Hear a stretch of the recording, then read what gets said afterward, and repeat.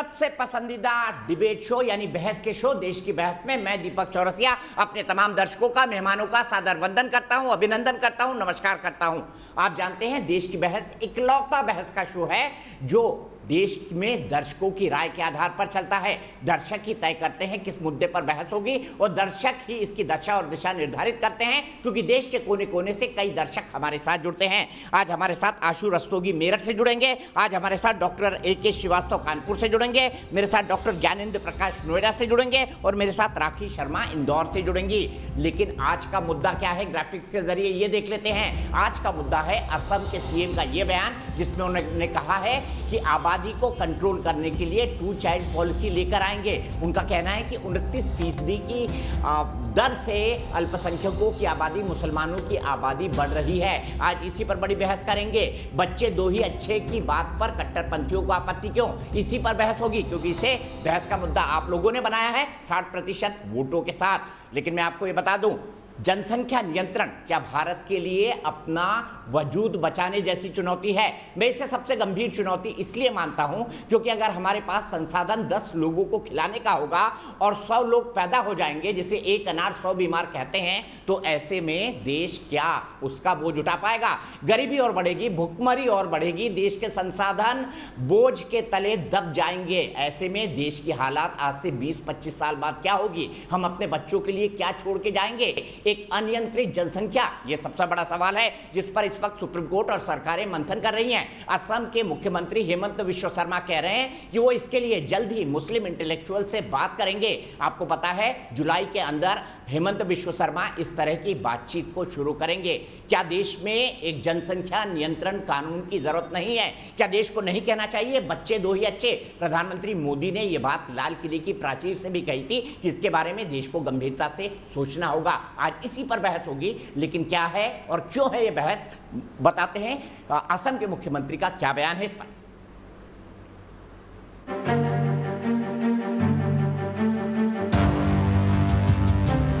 कितने बच्चे पैदा होंगे, क्या होगा, ये सब कुछ है, ये कुदरत का निजाम है। मुसलमानों में नहीं बढ़ रही इतनी आबादी। देश में जनसंख्या विस्फोट नासूर होता जा रहा है, लेकिन कट्टरपंथियों को बढ़ती जनसंख्या में कुछ भी गलत नहीं दिख रहा।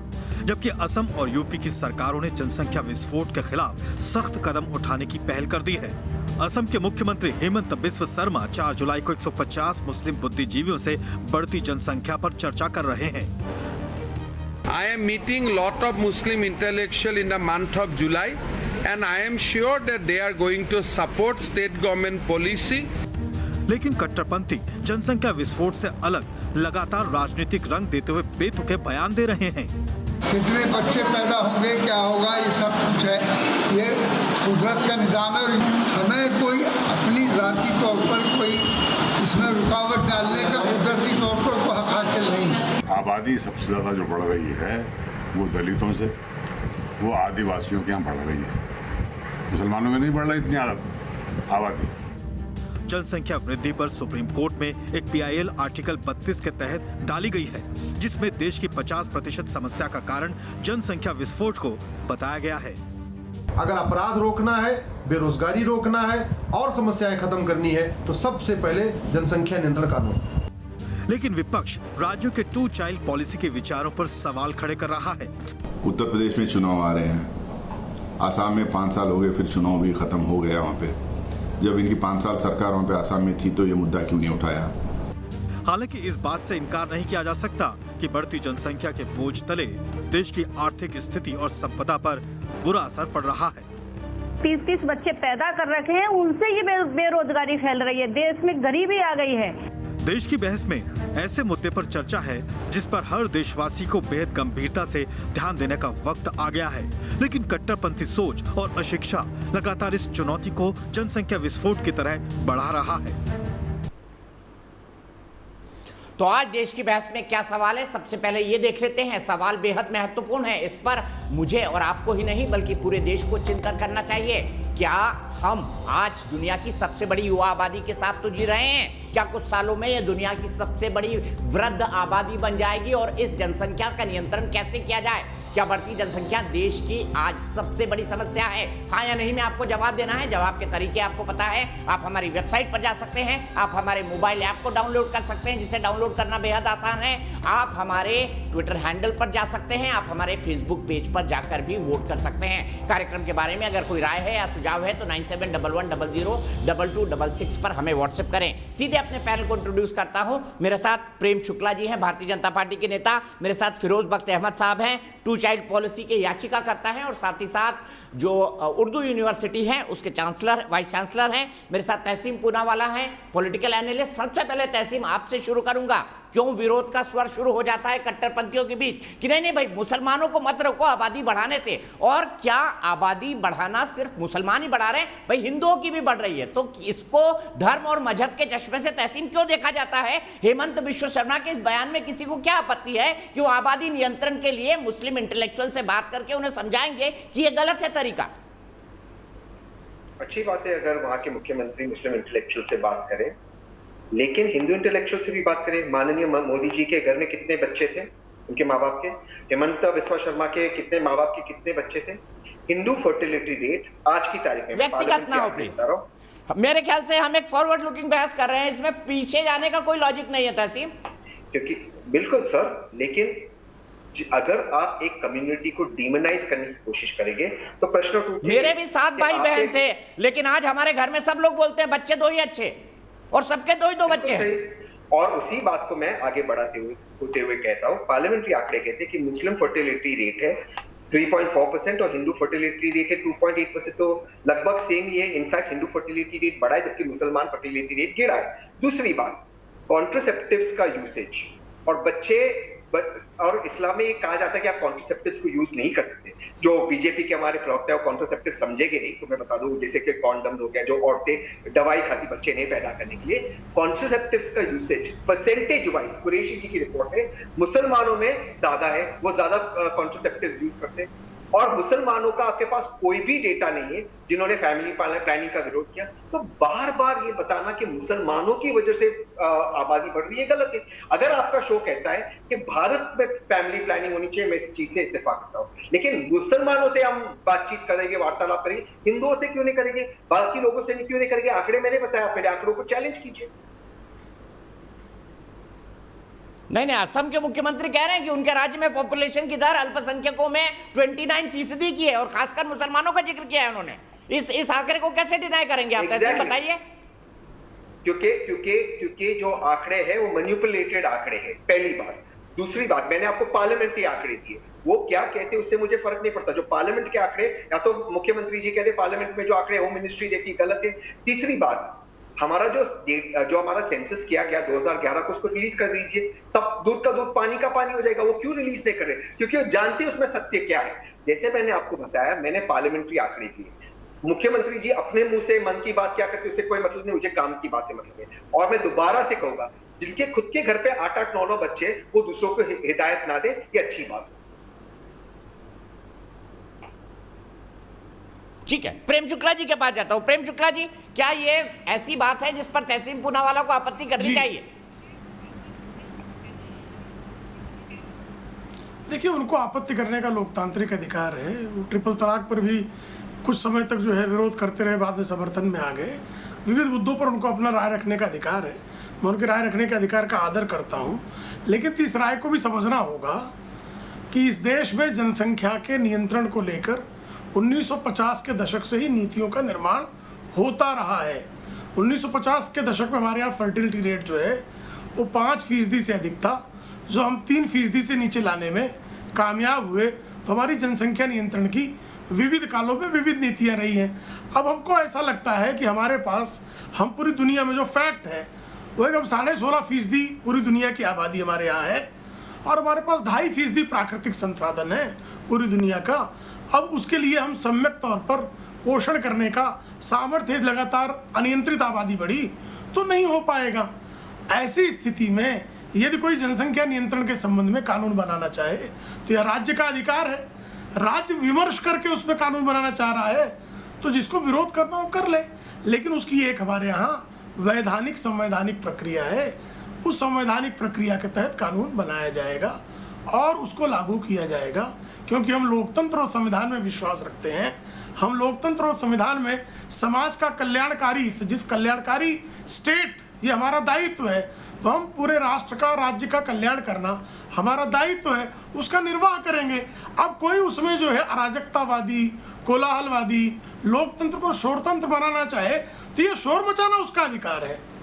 शेष वो वैधानिक और लोकतांत्रिक ढंग से उसको रोकने में कामयाब हो सके तो रोक लेगा, उसमें कुछ संशोधन वो करवा पाएगा तो उसका भी हमारे यहाँ लोकतांत्रिक संवैधानिक प्रणाली है, वो संशोधन कर लेंगे। इसमें इतना जो है मुझे लगता है लोकतंत्र और संवैधानिक व्यवस्था के इतर बहस करने की गुंजाइश बहुत विशेष नहीं है। जवाब दे दो। ठीक है, मैं सीधे अपने दर्शक आशु रस्तोगी के पास मेरठ चलूंगा और तहसीन में उसके बाद काउंटर कमेंट के लिए आपके पास आऊंगा। फिरोज बख्त अहमद साहब हैं जो 2 चाइल्ड पॉलिसी के याचिका करता है, उनका भी कमेंट लेना इसलिए महत्वपूर्ण है क्योंकि उन्होंने इस संबंध में एक पिटीशन लगाई है। लेकिन आशु जी, क्या जनसंख्या नियंत्रण करने के लिए एक राष्ट्रव्यापी कानून बनना चाहिए? बहुत जरूरी है जी, बहुत जरूरी है। आज के देश की आबादी को देखते हुए कानून बनना बहुत जरूरी है, वरना हम लोग बहुत पीछे होते चले जाएंगे। और कानून जब तक नहीं बनेगा इस आबादी की जनसंख्या पर रोक नहीं लग सकती। बिल्कुल सही कहा। इसे रोक लगाने के लिए कानून। और आशु जी, आपको क्या लगता है, क्या हम इतने लोगों को खिला पाएंगे जितने लोग हमारे देश में नए लोग प्रवेश कर रहे हैं? क्या हमारे पास उतना सामर्थ्य होगा? नहीं चौरसिया जी, बिल्कुल नहीं खिला पाएंगे। जो हालात इस समय देश के होते हैं आबादी के कारण, इस महामारी फैलने के कारण जो हालात हो गए हैं, उसे रोकने के लिए और उसको आगे भविष्य को, बच्चों की भविष्य को देखते हुए आबादी पे कानून तो बनाना ही पड़ेगा। ये बहुत जरूरी है। और आगे अगर इस पे अब भी रोक नहीं लगाई गई तो हम लोग इतने पीछे होते चले जाएंगे। मैं सीधे चलता हूं, आप ही की बात को लेकर फिरोज बख्त अहमद साहब के पास चलता हूं। फिरोज बख्त अहमद साहब, जैसे ही आबादी के कानून वाली बात होती है, कुछ लोग इसको राजनीतिक चश्मे से देख लेते हैं। ऐसे ही लोग मेरे साथ शो में भी जुड़े हुए हैं, तहसीन भी कमोबेश उसी तरह की राय रख रहे हैं। आपको क्यों लगता है कि बच्चे दो ही अच्छे की पॉलिसी होनी चाहिए?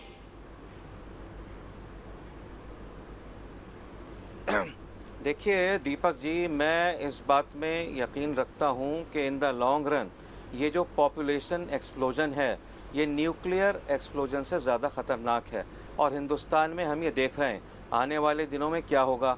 पानी की कमी, बड़े शब्द का इस्तेमाल किया है आपने, हॉस्पिटल्स की कमी, खाने की कमी, हवा की कमी, हर चीज़ की कमी है। और आपने शुरू में बिल्कुल सही कहा था दीपक चौरसिया जी कि एक अनार 100 बीमार वाली हालत हो चुकी है। तो इसमें कहीं ना कहीं तो कुछ रोकना होगा। देखिए, हिंदुस्तान के अंदर पूरी दुनिया की तकरीबन 20-25% जो आबादी है पूरी दुनिया में, हिंदुस्तान में उसकी 20-25% आबादी है। ठीक है, अगर मान लीजिए आप मान लीजिए 700 करोड़ हैं पूरी दुनिया में। अच्छा, इसमें भी 135 करोड़ में बता दूं मैं एक चीज़ जो कि आपको शायद मालूम होगा, आंकड़े बता रहे थे तहसीन पूनावाला, उन आंकड़ों पर भी मैं 1 सेकंड जाऊँगा, मुझे वक्त दीजिएगा। हिंदुस्तान की आबादी जो हमारे आंकड़े हैं सरकारी 135 करोड़ है, उसमें उस 135 करोड़ में 25 करोड़ ऐसे हैं जो कि जिनको हम घुसपैठिया कह सकते हैं, उनके आधार कार्ड हैं या नहीं हैं उसका आप जानते हैं। 5 करोड़ के जो बच्चे हैं बहुत छोटे छोटे, उनके आधार कार्ड बने नहीं हैं। तो कायदे से देखा जाए तो हिंदुस्तान की आबादी आज की तारीख में 160 करोड़ के आसपास है, जो कि चाइना से ज़्यादा है। तो इसमें तो देखिए हमें कंट्रोल करना पड़ेगा। और मैं टू द पॉइंट में आता हूँ, मैंने तहसीन साहब को सुना, वो कह रहे थे कि भाई फ़लाँ पार्लियामेंट की रिपोर्ट है, उसमें मुस्लिम आबादी के जो आंकड़े हैं वो 3.4 हैं, गैर मुस्लिम जो आबादी है 2.4 है, ज़्यादा नहीं है। देखिए, इसको हिंदू मुस्लिम के ऐनक से ना देखें। हिंदुस्तान बहुत बड़ा मुल्क है।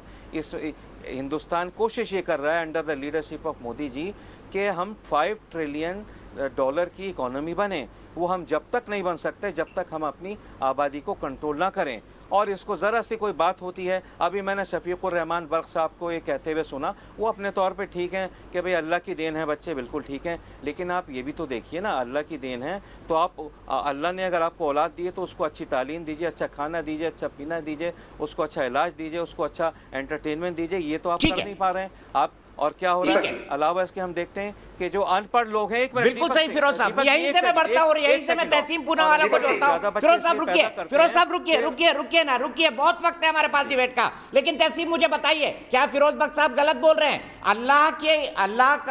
अल्लाह की देन है बच्चे, भगवान की देन है बच्चे, इसमें किसी से कोई इनकार नहीं है।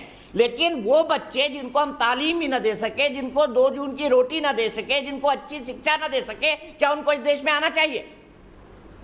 जिनकी डिग्री मिलते नहीं हो, बिल्कुल सही कह रहे हो, बिल्कुल सही फरमा रहे हो, डिग्री नहीं मिलते हो, फिर झूठ निकले उसमें। मैं उस डिबेट में नहीं जाना चाहता हूँ। दीपक भाई, आपका शो इस मुल्क का सबसे अहम शो है, और रोज 8:30 बजे मुल्क की नजर आपके टीवी चैनल पे होती है आपके शो की तरफ।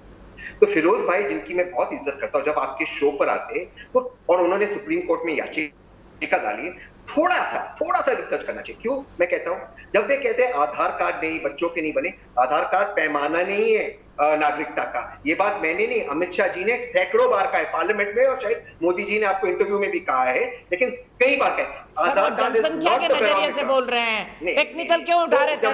जनसंख्या के नजरिए से बोल रहे हैं। जब वो पैमाना है ही नहीं तो आप उसको कैसे लेते हैं? जो पैमाना है, मैंने आपको चैलेंज किया 2011 के सेंसस के रिपोर्ट, आप क्यों उसको बाहर नहीं कर रहे? क्योंकि आपका झूठ एक्सपोज हो जाएगा। दूसरी बात, और यहाँ पे अपनी बात समाप्त करता हूँ sir, please I request, don't interrupt. पैमाना वही, मैं आपको पैमाना बताता हूँ, क्योंकि आप दीपक जी आपको बता देता हूँ। ओके, डोंट इंटरप्ट मी, मैं आपको बताता हूँ। पैमाना है आपको, अश्विनी जी मैं तुरंत आ रहा हूँ उसके बाद आपके पास।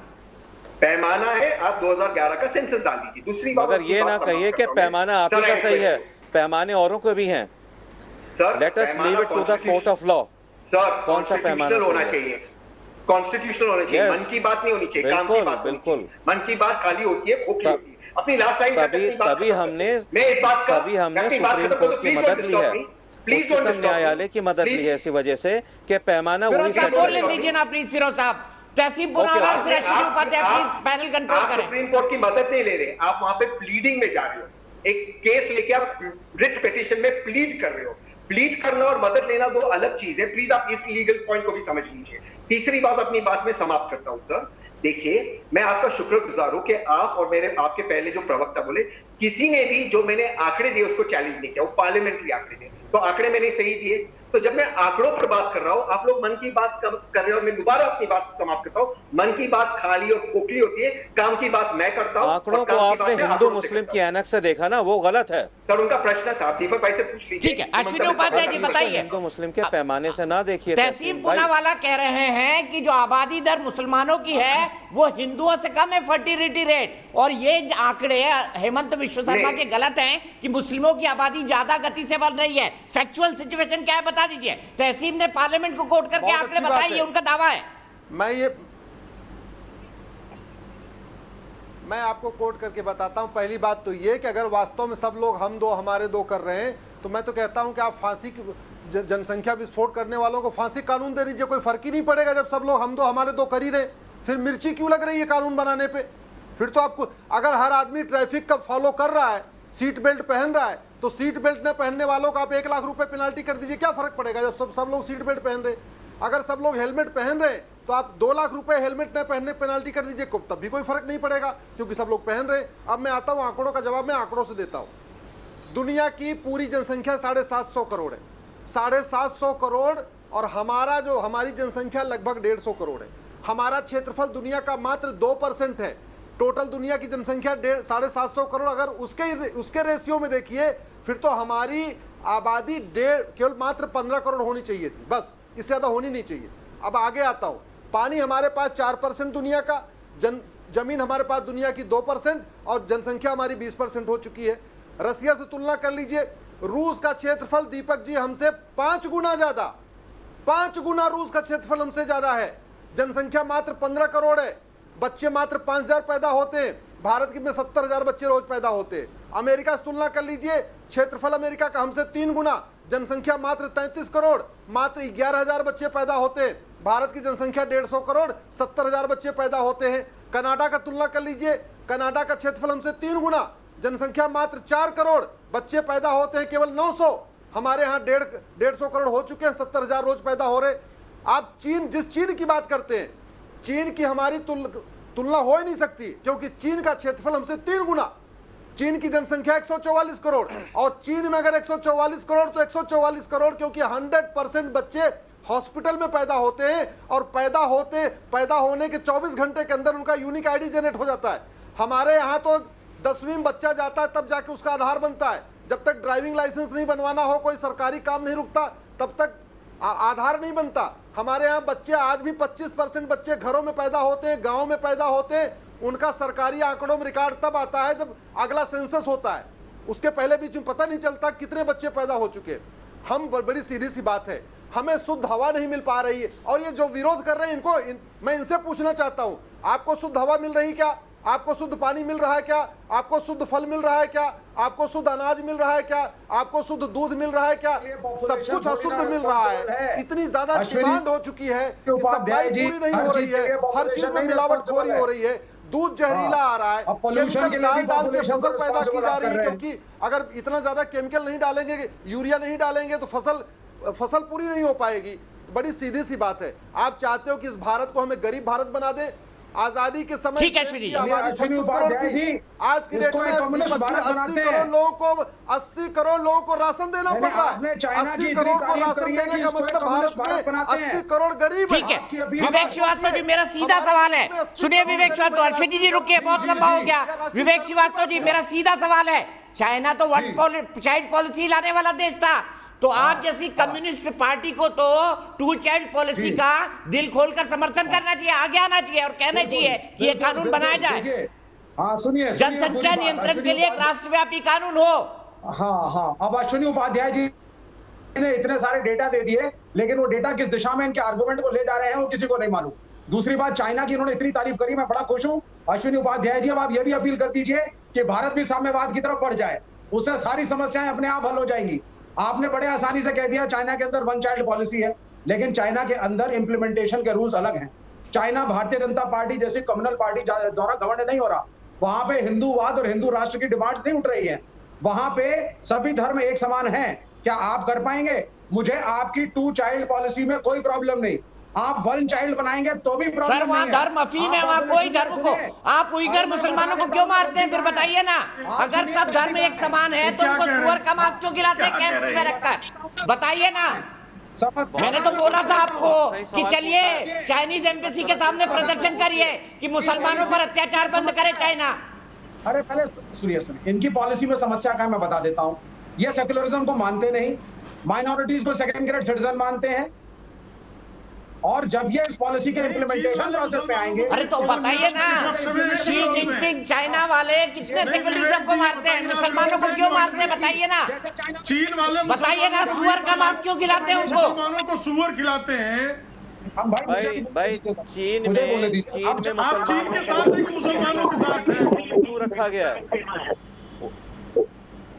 किसके साथ है विवेक जी? एजुकेशन आपको पहले भारतीय मुसलमानों के साथ कि चीन के साथ? देश एजुकेटेड नहीं, नागरिक एजुकेटेड नहीं होंगे। विवेक श्रीवास्तव वर्सेस प्रेम शुक्ला, लाइए दोनों सामने सामने जवाब दीजिए। विवेक श्रीवास्तव जी, कैसा सेक्युलर मुल्क है चाइना जो मुसलमानों पर अत्याचार करता है? वहां पर भाई मस्जिदें तोड़ दी जाए, मस्जिदें वहां तोड़ी जाए, यूपी के अंदर रोजे पर प्रतिबंध वहां लगाया जाए, मस्जिद माइनॉरिटीज के सुअर का मांस मुसलमानों को वहां खिलाया जाए, और माइनॉरिटी पे अत्याचार भारत में।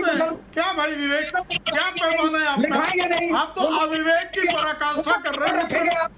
ये शोर मत मचाइए, विमर्श कीजिए, बहस कीजिए, लॉजिक की बात कीजिए, शोर मत मचाइए ना। बताइए विवेक जी, आज आपका कनेक्शन बहुत खराब है, आपका ऑडियो ठीक से नहीं आ रहा है। मुसलमानों को सुअर की मांस खिलाता है, चीन मुसलमानों को सुअर की मांस खिलाता है। चीन की इस नीति पर आपकी राय क्या है? ये नीति सही है, गलत है? ये चीन का अपराध है कि चीन का नियम है? चीन के इस नीति के आप प्रशंसक है, विरोधी है? बहुत एक छोटा सा प्रश्न है मेरा। अरे भैया, चाइना के अंदर शिक्षा भी है, चाइना के अंदर इको राइट और फ्रीडम भी है, चाइना के अंदर बोलिए तो यहाँ आपने फैला रखा है। फट रही है, फट के हाथ में आ गई है, इसको कहते हैं फट के हाथ में आना। महाराज, सारे तर्क फट गए, सारे तर्क फट गए, ऐसी बातों प्रयोग ना करें तो सारे तर्क फट गए, कुछ बचा नहीं, बेड़ा गर्क कर दिया आपने, क्योंकि सत्य बोलने से बात करे हुए नहीं। मैं अरे भाई, मैं भाषा में बड़ा, भाषा की मुझे समझ है, और मैं कोई अभद्र भाषा का प्रयोग नहीं कर रहा हूँ। तर्क फटना, बेड़ा गर्क होना, ये भारतीय भाषाओं में का लालित्य है मित्र। आप हिंदी भाषा फिर जानते नहीं है, हिंदी भाषा का लालित्य है। अभी तो मैं काशिका पर नहीं आया हूँ, अभी तो मैं हिंदी में आपसे विमर्श कर रहा हूँ। मैं तो काशी का बोलने का अधिकारी हूँ, क्योंकि काशी क्षेत्र का हूँ।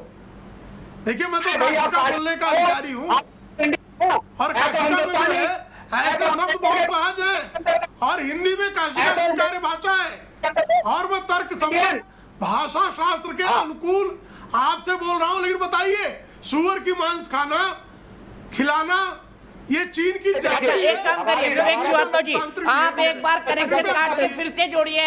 आपका ऑडियो बिल्कुल ठीक नहीं आ रहा है, आपको मेरी आवाज मिल रही होगी।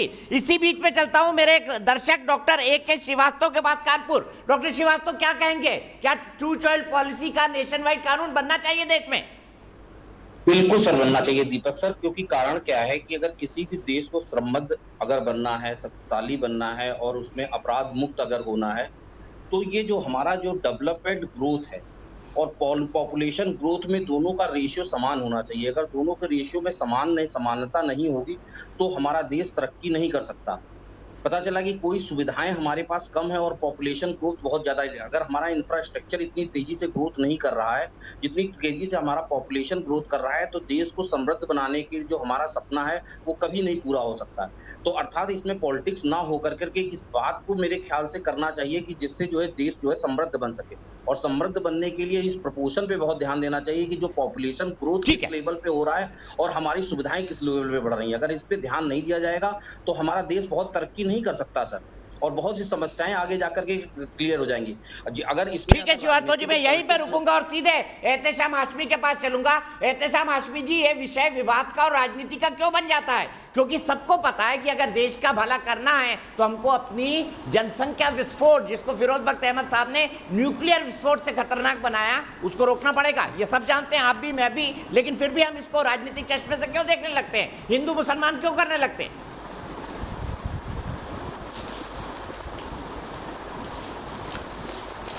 दीपक भाई साहब, देखिए, आपने सही कहा कि एक देश को अगर विकास की तरफ लेके जाना है तो उसके लिए सबसे पहले तो हमें अपना प्रधानमंत्री चेंज करना होगा, क्योंकि प्रधानमंत्री जी नरेंद्र मोदी जी जब प्रधानमंत्री बने तब उन्होंने ये नहीं कहा कि भारत की पॉपुलेशन बहुत बढ़ रही है इसलिए मैं विकास नहीं कर पाऊंगा। तब उन्होंने मंदिर, मस्जिद, मुस्लिम, हिंदू का मुद्दा बना के चुनाव जीता।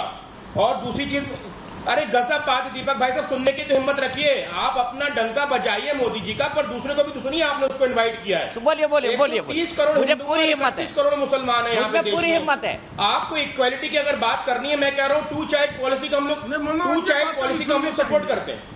मतलब आप मान रहे हैं कि पॉपुलेशन 161 करोड़ है हमारी, आप मान रहे हैं पॉपुलेशन 161 करोड़ है, हमने चाइना को पीछे छोड़ दिया, आप मान रहे हैं समाज में? आपने खुद देखा 130 करोड़ हिंदू और 31 करोड़ मुसलमान।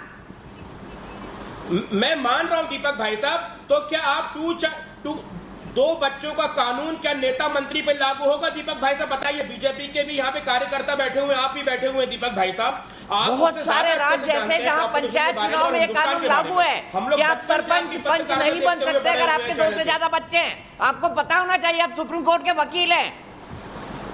पंचायती राज कानून में राजीव गांधी ने प्रावधान जुड़वाया था कि अगर आपके 2 से ज्यादा बच्चे हैं तो कई पदों पर आप नहीं बैठ सकते, सरकारी नौकरियां नहीं ले सकते। प्रधानमंत्री जी के कितने भाई बहन है? योगी जी के कितने भाई बहन है बताइए आप। योगी जी के कितने भाई बहन है? योगी जी के कितने भाई बहन है बताइए आप। और प्रधानमंत्री जी के कितने भाई बहन है आप बताइए। कितने भाई बहन है, कितने सिबलिंग्स हैं? आप जवाब दीजिए ना इस बात का। आप एक सेट नैरेटिव चलाएंगे दीपक भाई साहब। ठीक है, मैंने इसका जवाब तहसीम पूनावाला को दिया था 12 बजे से। तो 2 बच्चों की पॉलिसी भी आज रात से लागू करके पूरे हिंदुस्तान को बताइए कि मोदी जी हिंदुस्तान की पॉपुलेशन रोकने के समर्थक हैं, इसलिए टू चाइल्ड की पॉलिसी आज रात 12 बजे से लागू हो जाएगी। और जितने भी लोग हैं जिनके 2 से ज्यादा बच्चे हैं, उनको प्रधानमंत्री पद से, मुख्यमंत्री पद से और बाकी मंत्री पद से इस्तीफा देना होगा। दीपक भाई साहब, आप में कहने की हिम्मत है? अरे मोदी जी के तो अपने बच्चे है ही नहीं सर, भाई बहन उनका अपराध नहीं हो सकते। सीधे चलता हूँ प्रेम शुक्ला जी के पास। प्रेम शुक्ला जी बताइए, एहतेशाम हाशमी जी को इतना दर्द क्यों हो रहा है? मैंने सुना था मर्द को दर्द नहीं होता। और बच्चों में फर्क होता है, सिबलिंग भाई बहन को बोला जाता है। देखिए नहीं, आप सुप्रीम कोर्ट के लॉयर हैं, दीपक भाई साहब, मर्दानगी टेस्ट करने की मशीन ले ली कि आपने तो पहले संघ और आरएसएस की करिए। क्लाइंट की दशा समझ सकते हैं आप कि एहतेशाम हाशमी साहब के तर्कों को सुनकर जो है, ठीक है प्रेम शुक्ला जी, आप जैसे लोग मुझे अफोर्ड नहीं कर सकते सर। आप निश्चित जैसे लोग मुझे अफोर्ड नहीं कर सकते। नहीं ठीक है, अरे भाई जाइए और किसी मैं कुछ कह नहीं रहा, आपकी प्रशंसा कर रहा हूँ, करके अपना केस आपकी लड़वाइए। प्रशंसा कर रहा हूँ भाई, मैं प्रशंसा कर रहा हूँ आपकी। हाशमी जी आपकी बड़ी प्रशंसा कर दी, फ्री बेच देंगे तो भी मेरी 5 अभद्रता क्यों कर रहे हैं? ठीक है, हाशमी जो है क्यों अभद्रता कर रहे हो? क्यों? अभी आपका ज्ञान सबको समझ में आ गया भाई।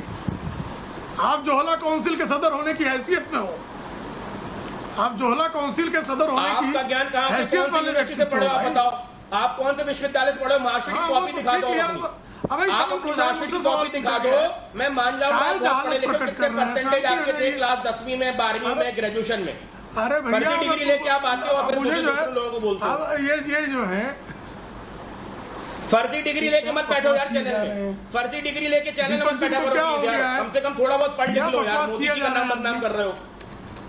ये बकवास एहतेशाम आसिफी जी प्लीज इतना व्यक्तिगत ना होइए, थोड़ा तर्कों पर बात करिए, तथ्यों पर बात करिए। प्रेम शुक्ला जी देश के शीर्षस्थ पत्रकारों में एक रहे। अभद्रता करने मुझे भी आता है। तथ्यों पे दीपक भाई साहब, यहाँ हम डिग्री और देखने और सर्टिफिकेट बांटने के लिए नहीं बैठे, और ना किसी को सर्टिफिकेट देने का अधिकार है। तथ्यों पर आइए एहतेशाम आसिफी जी, तथ्यों पर आइए, तथ्यों पर आइए। प्रेम शुक्ला जी आपका मौका। प्राणियों को उत्तर देना मुझे आता है।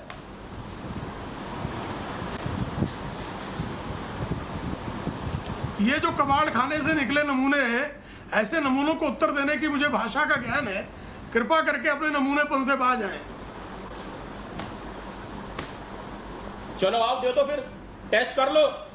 प्रेम जी तर्कों पर आते हैं, छोड़ दीजिए, जो बीत गई वो बात गई। तुम्हारे ज्ञान का आज टेस्ट कर लेते हैं, आ जाओ। भाई ये बकवास किए जा रहे हैं। देखिए जनसंख्या नियंत्रण पर कानून बनने की प्लीज बात है। एहतेशाम जी प्लीज, आप सुप्रीम कोर्ट के वरिष्ठ वकील हैं, अगर आप इस तरह का तर्क करेंगे नेशनल डिबेट में कैसे चलेगा? मुख्यमंत्री महोदय चर्चा कर रहे हैं।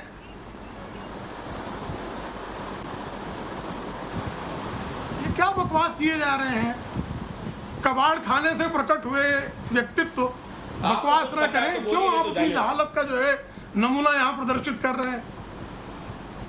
ठीक है प्लीज, दोनों मूल मुद्दे पर वापस आते हैं, मूल मुद्दे पर वापस आते हैं। सीधे फिरोज बख्त अहमद के पास चलते हैं। फिरोज साहब अपने मुंह धो के आए। फिरोज साहब, जो आपको लगता है कि ये न्यूक्लियर विस्फोट से भी ज्यादा खतरनाक है, वापस आते हैं प्लीज, मुद्दे पर वापस आते हैं। व्यक्तिगत ना हो, आप दोनों मेरे लिए सम्मानित है। प्लीज एहतेशाम जी, आपको ज्यादा कंट्रोल करने की जरूरत है। मैं सीधे चलूंगा फिरोज भाई के पास। खाने पे ज्ञान देने की कोई जरूरत नहीं है। और अनुराग भदौरिया जी भी जुड़ गए हमारे साथ।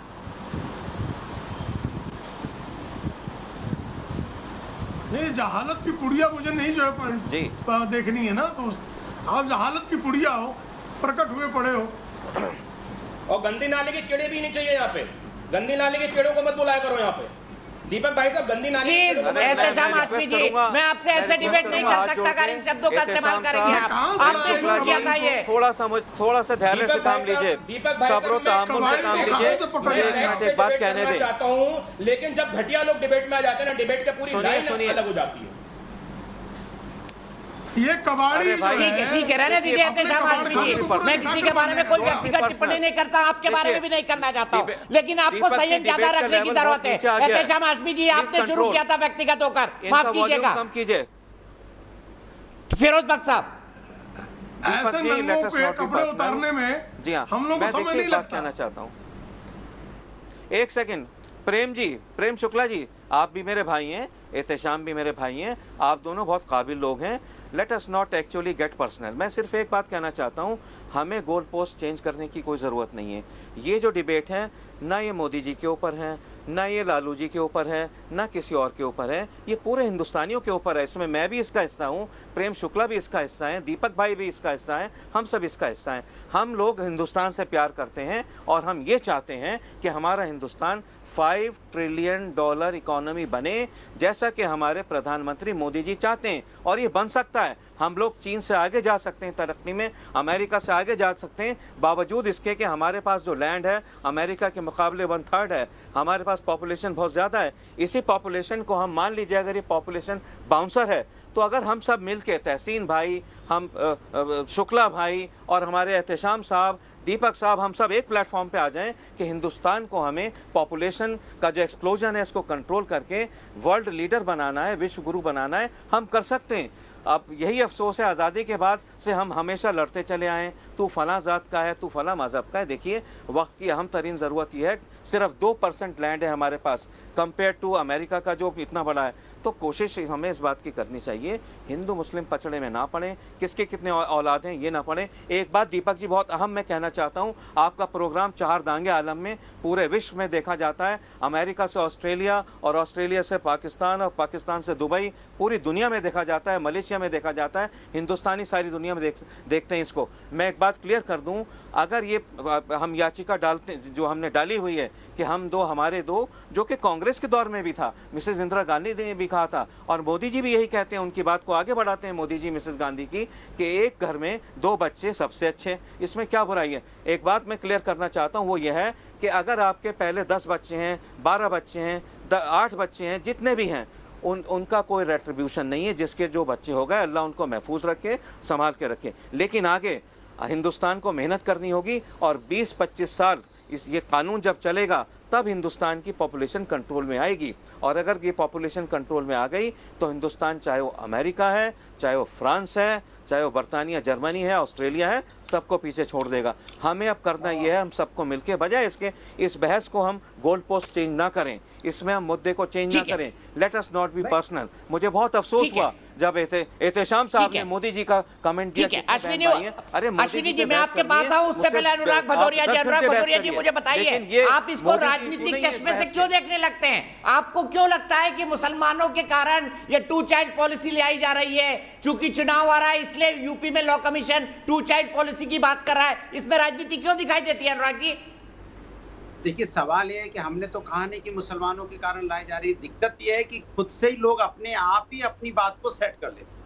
हमने तो अभी बोला ही नहीं। हमने क्या बोला? हमने बोला, जैसे अभी हमारे साथी कह रहे थे, ये सच है कि देश में पॉपुलेशन बहुत ज्यादा बढ़ रही है और इस पे एक नेशनल पॉलिसी भी सरकार को लेके आनी चाहिए। वो सरकार क्यों नहीं लेके आ रही है? सरकार को तो 7 साल हो गए और 4.5 साल उत्तर प्रदेश की सरकार को है। जब सरकार बनी थी और सरकार जब चुनाव लड़ रही थी 2017 में, तो यही हल्ला मचा रही थी। सरकार बनने के बाद 1 साल बाद भी हल्ला मचा है, फिर उसको ठंडे बस्ते में डाल दिया। तो सरकार, मेरा कहने का मतलब है कि सरकार हर चीज चुनाव के वक्त पे क्यों लेके आती है? चुनाव के पहले भी तो कर सकते थे ना। आपको रोका किसने था? एक बात। दूसरी बात, और कोई आपको रोक भी नहीं रहा है, आप माहौल ज्यादा बना रहे हो। अरे भाई, चुनाव तो सारे साल चलते हैं। हिंदुस्तान बहुत बड़ा मुल्क है, सबसे बड़ी डेमोक्रेसी है, सबसे बड़ा यहाँ पे सिस्टम है। अरे भाई, मैं आपसे कुछ कह नहीं रहा हूँ, चुनाव तो 12 मासी है। आपको फिरोज भाई बोलने दीजिए उनको, प्लीज। फिरोज भाई बोलने दीजिए, अनुराग जी कंक्लूड करिए। हिंदू मुस्लिम करना चाहते हैं आप इस सरकार के? अरे भाई, कौन जाहिल आदमी है ये भाई? बीच में टोक रहा, टीवी मेरे सामने नहीं है। जाहिल व्यक्ति कौन है जो बीच में टोक रहा है? चुनाव करते हैं आप, हिंदू ये जाहिल कौन है? ऐसा कोई चक्कर नहीं है। अरे जाहिल व्यक्ति कौन है जो बीच में टोक रहा है? टीवी नहीं है मेरे सामने। कांग्रेस पार्टी शब्दों पर संयम रखिए प्लीज। बात करिए, अरे तो जाहिल को चुप कराओ, बीच में टाई टाई कर रहा है ये। 24th amendment. अबे जाहिल चुप हो जा, कौन है ये? टीवी मेरे सामने नहीं है, बीच में टोक रहा है ये। प्लीज अनुराग भाई, फिरोज जी बीच में ना। ठीक है, मैं दोनों को रोक रहा हूँ। मैं सीधे चल रहा हूँ अश्विनी उपाध्याय के पास। अश्विनी उपाध्याय जी, क्या चुनाव के चलते आपने याचिका लगाई है? कब से लड़ रहे हैं आप इस बात को सुप्रीम कोर्ट में लेके? फिर गोपाल अग्रवाल जी और विवेक श्रीवास्तव जी। दीपक जी, पिछले 20 साल से इस जनसंख्या नियंत्रण की मुहिम पे लगा हुआ हूं। कम से कम 500 सांसदों को संविधान की कॉपी बांट चुका हूं अपने पैसे से खरीद के, क्योंकि पहले हमारे सांसदों को पता ही नहीं था कि हमारे संविधान में जनसंख्या नियंत्रण का प्रावधान है। इसके चक्कर में अपने पैसे से संविधान की कॉपी खरीद के बांटता रहा। पिछले 5 साल से मैं कोर्ट में लड़ रहा हूं। आज से नहीं लड़ रहा हूं, 5 साल से कोर्ट में लड़ रहा हूं। और जिनको लगता है तो आपको बता दूं, ट्रिपल तलाक का पहला पिटिशनर मैं ही था। पॉलीगैमी सबसे पहले मैंने ही चैलेंज किया है। हलाला भी सबसे पहले मैंने ही चैलेंज किया है। यूनिफॉर्म सिविल कोड भी सबसे पहले मैंने ही PIL फाइल किया है। और जनसंख्या नियंत्रण की पहली PIL मेरी है। तो इसको आप इलेक्शन से मत जोड़ें। जब दिमाग में कोई बात आती है तब PIL फाइल होती है, तब चर्चा शुरू होती है। विषय यह है, जब हमारा संविधान कहता है इस भारत में जनसंख्या नियंत्रण होना चाहिए, और संविधान के कॉन्करेंट लिस्ट में है दीपक जी, समवर्ती सूची का मतलब केंद्र भी कानून बना सकता है, राज्य भी कानून बना सकता है। अब समय आ गया है, क्योंकि जनसंख्या विस्फोट समस्या राष्ट्रीय समस्या है। जब तक सरकार 2 करोड़ घर बनाएगी तब तक 10 करोड़ बेघर पैदा हो जाएंगे। जब तक 2 करोड़ लोगों को रोजगार देगी 10 करोड़ बेरोजगार और पैदा हो जाएंगे। 70,000 बच्चे रोज पैदा हो रहे हैं, हर साल 2.5 करोड़ बच्चे पैदा हो रहे हैं, 2 करोड़ कंक्लूड कर रहे हैं, उसके बाद मैं आप ही के पास आ रहा हूं, फिर गोपाल जी के पास। नहीं, इम्प्लीमेंटेशन पे भी थोड़ा सा ये रोशनी डाल दें। आपको बता दूं, तथ्य दे रहे हैं विवेक श्रीवास्तव जी, उस पर कोई बात गलत नहीं है। तथ्यों को तथ्यों के साथ काटिए ना। क्या भारत का संविधान जनसंख्या नियंत्रण की बात करता है या नहीं, ये बता दीजिए। ये कहानियां, ये स्टैटिस्टिक्स। हेलो, आई थिंक मेरा ऑडियो चला गया। अरे भैया सुन लो, प्लीज सुन लो। बोलिए बोलिए, विवेक की आवाज आ रही है आपकी। जी, भारत का अच्छा संविधान मानते हो, सुप्रीम अश्विनी जी मेरी बात को जरा ध्यान से सुनिए। आप सारे फैक्ट्स दे डालिए, कनाडा में हुआ, अमेरिका में हुआ, इंग्लैंड में हुआ, चाइना तो बहुत ही अच्छा देश है आपके हिसाब से, शुक्रिया। साम्यवाद भारत में आना चाहिए, आप जो मर्जी कह लीजिए। मेरा प्रश्न अलग है। मैं भी आपकी तरह इस पॉलिसी में विश्वास करता हूं, पॉपुलेशन कंट्रोल होना चाहिए। इम्प्लीमेंटेशन इस देश में एक बड़ी समस्या है 2 कारणों से। पहला कारण, इस देश में अशिक्षा है। लोग शायद आपकी पॉलिसी को नहीं समझेंगे, तो क्या आप सजेस्ट करते हैं कि गांव गंवार इन लोगों के बीच में जाकर के जिनके पास शिक्षा नहीं, आप फोर्सिबली करेंगे फैमिली प्लानिंग? दूसरी चीज, इसके अंदर हमें यह भी शक लगता है कि यह सरकार जो हमारे संविधान के बजाय एक हिंदू राष्ट्र का सपना देखती है, जिसकी बातें बार बार करती है, यह इस टूल का इस्तेमाल अशिक्षित मुस्लिम आबादियों में जाकर के एक्सप्लॉयटेशन के रूप में करेगी। और हो सकता है इसमें नागरिकता वाले कानूनों को भी सम्मिलित किया जाए। हैं, उनको समझाइए कि ये जनता का जो एक्सप्लोजन है, इससे कितना भारी नुकसान पहुंच रहा है। मैंने आपको कह दिया, पॉलिसी के अगेंस्ट कोई नहीं है। आपने शुरुआत अच्छी की, लेकिन मैं इम्प्लीमेंटेशन पे बात करता हूँ। आप लोग करनी गाड़ी आते हैं, आप बताइए मुझे। नहीं है तो साथ दीजिए ना। आप मेज की दूसरी तरफ जाके क्यों बैठ जाते हैं? फौज को बुलाएंगे। देखिए आपकी सोच अच्छी है। ठीक है, मैं सीधे गोपाल अग्रवाल के पास आता हूँ। गोपाल अग्रवाल जी, क्या जो पीआईएल चल रही है उसके पीछे कोई डिजाइन है हिंदू राष्ट्र बना दिया जाए, जो विवेक श्रीवास्तव आरोप लगा रहे हैं? सुन लीजिए विवेक श्रीवास्तव जी, गोपाल अग्रवाल का तर्क भी सुन लीजिए। आप भटक जाते हैं और भड़क जाते हैं। मैं नहीं भटक रहा हूँ, मुझे इम्प्लीमेंटेशन पे वो अपने आप में सुन लीजिए विवेक जी, सुन लीजिए जी। जो ये हिंदू राष्ट्र की इस बात से बात करते हैं, वो क्या 1951 में जब पहली बार पॉपुलेशन कंट्रोल के बारे में पॉलिसी आई थी, तो तब क्या 1951 में हिंदू राष्ट्र बन गया? क्या हिंदू राष्ट्र बनेगा? नहीं, हिंदू राष्ट्र अगर बनेगा तो जो बनेगा, अगर सेकुलर पुलिस के थ्रू, विवेक जी सुन लो, जरा बताओ भाई, सुनिए सर, आप इम्प्लीमेंटेशन की बात करिए ना, और मुझे आप उत्तर नहीं दे रहे हैं। विवेक भाई सुन लीजिए ना, विवेक भाई सुन लीजिए, से ऊपर उठकर है। सुन लीजिए मेरे प्रश्न का उत्तर साफ साफ पहली दीजिए। बात ये है, अशिक्षित इंडियंस इस देश जो में आपके इस पॉलिसी को नहीं मानते, कानून को नहीं मानेंगे, उनको क्या जबरदस्ती फैमिली प्लानिंग करवाएंगे आप? फौज को लाएंगे आप? क्या करेंगे आप? क्या है आपकी मंशा और क्या है आपकी प्लानिंग? क्या करेंगे हम? मैं आपकी पॉलिसी के फेवर में हूँ। हाँ सुन लो, क्या करेंगे विवेक जी? आप जब जोर से चिल्लाते हैं आपकी आवाज फटने लगती है, थोड़ा संयम रखिए। टेक्नोलॉजी को भी समझिए, चाइना अच्छा समझता है टेक्नोलॉजी, आप भी समझिए। अगर चिल्लाएंगे तो आपकी आवाज फट जाएगी, प्लीज कंट्रोल कर देगा। दीपक जी, सबसे पहली बात तो कानून अपना काम करेगा। आप क्यों घबरा रहे हैं? आप क्यों पहले से जो है गोपाल जी कंक्लूड करिए। फिरोज भाई प्लीज गोपाल जी को बोलने दीजिए, एक शब्द नहीं बोले जब से डिबेट में आए। गोपाल जी हाँ सुन लीजिए, सबसे पहली बात है कि यह जो बात हो रही है वो इंसेंटिवाइज करने की है। आज की डेट में सच्चर कमेटी की, दीपक जी आप रिपोर्ट खोल के देख लीजिए, 70 साल हो गए, उसके बाद 65 साल में बद से बदतर होती जा रही है मुसलमानों की हालत। क्या कारण है?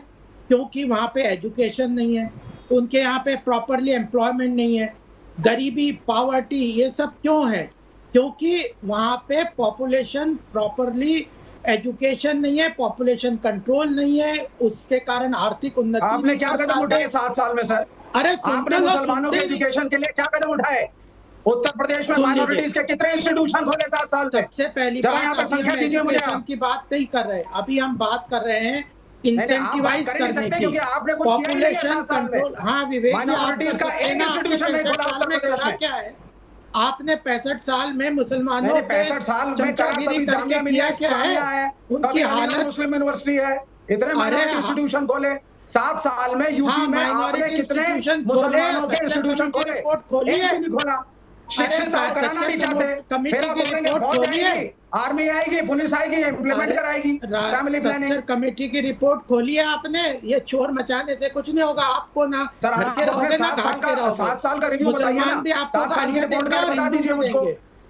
अरे विवेक जी, 7 आपको years का रिपोर्ट मुसलमान कार्ड भी बता दीजिए गालियां ना सर। देंगे और हिंदू भी गालियां देंगे। सर मैं किसी को गाली नहीं दे रहा हूं, ना घाट के रहोगे। विवेक जी कंक्लूड करने दीजिए ना उनको प्लीज। विवेक जी बोलने दीजिए। और आप इतना चिल्ला रहे हैं कि आपकी आवाज फट रही है। You are 60 to 70% not audible. Gopal ji conclude करिए प्लीज। हाँ, इस देश में अगर सच्चे तरीके से धर्मनिरपेक्ष सत्ता की स्थापना करनी है तो समाज के हर वर्ग को विकास के, एजुकेशन के, एम्प्लॉयमेंट के, इकोनॉमिक डेवलपमेंट के हमें इक्वल अपॉर्चुनिटी देनी है। अब वो अपॉर्चुनिटी कैसे आएगी? उसमें सबसे बड़ा रोड़ा है पॉपुलेशन ग्रोथ।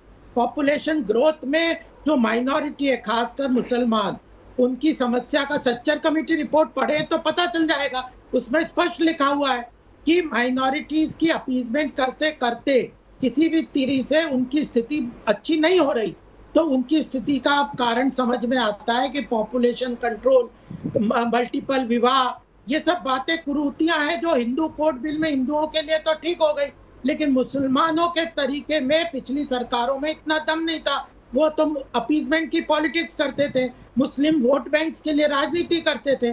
तो आज एक स्पष्ट सरकार आई है जो कि कम्युनल दायरे से चीजों को नहीं देखती, चाहे वो 3 तलाक हो, पॉपुलेशन कंट्रोल हो, चाहे उसमें मदरसों की हालत हो। अब आसाम को आप देख लीजिए, वहां पे रोका ना। तो इस देश में धर्मनिरपेक्ष सरकार चलेगी या कम्युनल पॉलिटिक्स चलेगी, यह बात इस बात से स्पष्ट आज सामने विवेक जी को कर देनी चाहिए। अगर धर्मनिरपेक्षता से ठीक है विवेक जी, आप मेरी बात का जवाब दीजिए। मेरी बात का जवाब दीजिए। मेरी बात का जवाब दीजिए। अगर 2 चाइल्ड पॉलिसी का मतलब ये नहीं है कि अगर 2 से 3 बच्चे हो गए तो उसको जेल में डाल दिया। आप इंसेंटिवाइज करिए ना कि अगर आपके 2 से ज्यादा बच्चे होंगे तो पंचायती राज के कानून के तहत कई राज्य ऐसे हैं जहां पंचायत में सरपंच नहीं बन सकते, जहां पर आप एमएलए नहीं बन सकते, सरकारी नौकरियां नहीं ले सकते। इंसेंटिवाइज करिए, बुराई क्या है इसमें? नहीं, और आपको क्या नहीं लगता? बिल्कुल लॉजिकल सोचिएगा कि पॉपुलेशन कंट्रोल न्यूक्लियर विस्फोट से भी ज्यादा खतरनाक है। आप सुने, इस देश के अंदर इतनी अशिक्षा है कि आपके इंसेंटिव काम नहीं आने वाले। ये पॉलिसी अच्छी है, अरे नहीं आने वाले तो देख लिया जाएगा। सुन लीजिए पहले गोपाल जी, मैं आपकी प्रशंसा नहीं, गलत, बिल्कुल गलत। पॉलिसी को लेकिन आपकी आप जैसे लोग भटका रहे हैं जनता को। आपने बहुत गलत बात कही है। नहीं होगा, ऐसा नहीं है, लोग मानते हैं। हो गया, इनकम टैक्स फेल हो गया, सरकार की पीएलआई फेल हो गई। ठीक है, हम लोग नहीं मानते, गलत कह रहे हैं आप। और कुछ नहीं। ये जो बात है, अगर आप इंसेंटिव करके किसी काम को नहीं कर सकते तो फिर तो डंडे के जोर से, तो आप क्या कह रहे हैं? डंडे के जोर से कंट्रोल करना चाहिए। दीपक जी से पूछ लीजिए, क्या मार मार के मुझे एक सेकंड दीजिए, कंट्रोल करना चाहिए पॉपुलेशन का? आपको कह रहा हूँ, पहले ये बता दो विवेक जी, पहले ये प्रश्न का जवाब। विवेक जी औरों की भी सुन लिया करो। विवेक जी थोड़ा सब्र तहम्मुल से काम लो। विवेक जी थोड़ा धैर्य से काम लो। अच्छा, सब एक दूसरे पर बोल रहे हैं, प्लीज रुकिए। मेरे दर्शक डॉक्टर ज्ञानेंद्र प्रकाश नोएडा से जुड़ गए हैं। डॉक्टर साहब क्या सोचते हैं इस बारे में? होना चाहिए राष्ट्रव्यापी कानून या नहीं? जी बिल्कुल होना चाहिए। और ये जो बहस आज आपने इस विषय पर ली है न्यूज नेशन ने और दीपक जी, इसके लिए आपको हार्दिक अभिनंदन है। और देखिए, इसमें धर्म को या किसी समुदाय विशेष की बात ना करके सभी लोगों को ये समझना चाहिए कि ये तो देश के विकास के लिए बहुत जरूरी है। अगर ये नहीं किया गया तो देश के हालात ना शिक्षा में, ना चिकित्सा में, ना यातायात में, कानून व्यवस्था में, देश की सुरक्षा के लिए ये बढ़ती हुई जनसंख्या खतरा पैदा होती जा रही है। तो इनको अगर हमें रोकना है तो ये मजहब, ये समुदाय की बातों को इनको छोड़ करके सभी लोगों को इस पर विचार करना चाहिए। और इस निर्णय का जो भी राज्य सरकार या केंद्र सरकार भी अगर इसको लाए तो उसका स्वागत करना चाहिए। इसमें विवाद में नहीं पड़ना चाहिए, क्योंकि अगर जिस बात को कह रहे हैं तो ये बात तो इंदिरा गांधी जी बहुत पहले भी कर चुकी थी कि सबको उन्होंने जनसंख्या नियंत्रण करने के लिए वो फैमिली प्लानिंग बहुत स्ट्रांगली उसको इम्प्लीमेंट कराया था। तो इस पर जरूर ये होना चाहिए। ठीक है, बहुत बहुत शुक्रिया डॉक्टर ज्ञानानंद प्रकाश जी। मैं आपकी बात से 100% एग्री हूं। तीनों दर्शकों ने हमारे यहां कहा कि इसकी देश में बहुत सख्त जरूरत है। इसी पर आगे बहस शुरू होगी। सवाल यहां पर बड़ा होगा, क्या इसको सांप्रदायिक नजरिए से देखा जाना चाहिए, और जो देख रहे हैं क्या वो गलत करें? ब्रेक के बाद